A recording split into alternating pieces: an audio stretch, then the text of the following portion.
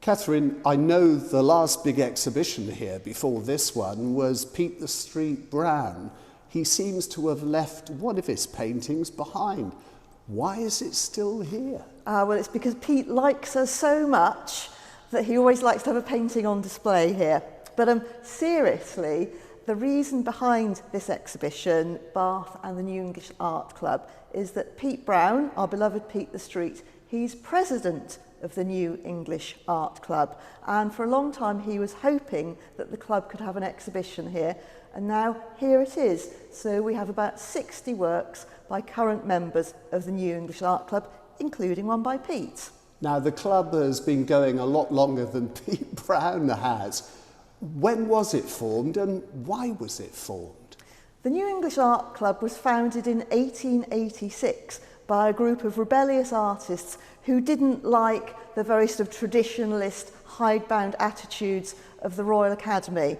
They found that their paintings were constantly being rejected by the Royal Academy because they painted in ways that were too modern, too experimental for the Academy. So in this exhibition, we have a historic section celebrating works by artists who were involved in the New English Art Club in its early days.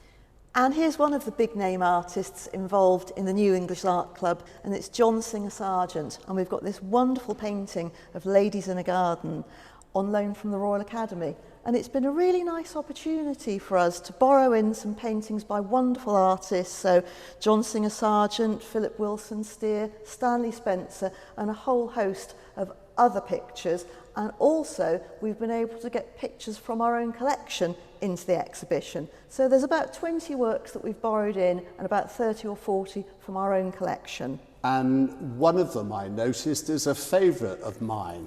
And reading what it says on the side, it's a favourite of a lot of other people too. Oh yeah, absolutely. So here we have The Water Splash by Henry Herbert Latang, and it's the most popular work in our collection.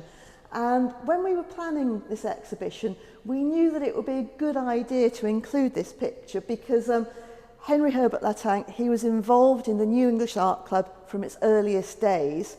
But because it's such a popular painting, we weren't sure if we could justify bringing it down from the upper gallery because we know that people will miss it there. But of course, remember, all the locals who know and love this painting, they can come into the exhibition for free with their discovery cards. So all the people who really like this painting can still come in and enjoy it.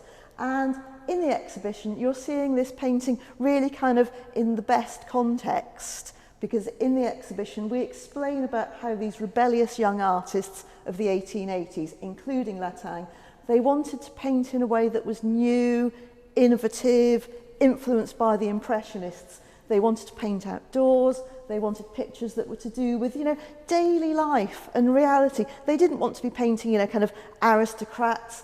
They didn't want to be painting, kind of pompous mythical scenes. They wanted to be doing things like this, painting working people out and about in the countryside and painting, kind of light effects and really capturing the atmosphere of reality.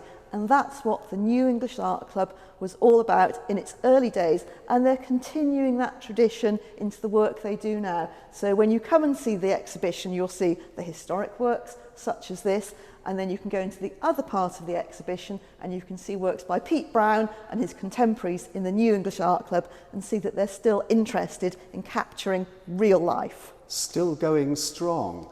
Do you want to take me to that end and point out one of your favourites? Well, really, I don't so much have a favourite, but I just love the contrast that down one end of the gallery we've got 50 or so paintings dating from the late 19th and early 20th centuries, and in this part of the exhibition we've got a whole host of contemporary art by all sorts of people, including Pete Brown, of course, and just this sort of wonderful, rich variety of contemporary art. It's certainly very colourful, and I haven't had a chance to look around yet, Katharine, so I will do that. We've got quite a busy year coming up here, and talking of colour, pleased to see that Keith Fassett is coming back. He's certainly Mr. Rainbow Man. Yes, Keith is coming back in the summer, and with Candace Bahuth, as well. So they'll be filling the gallery with quilts and wonderful ceramic sculptures. So that's in the summer, and then in the autumn we've got a surrealist exhibition which we're all very excited about.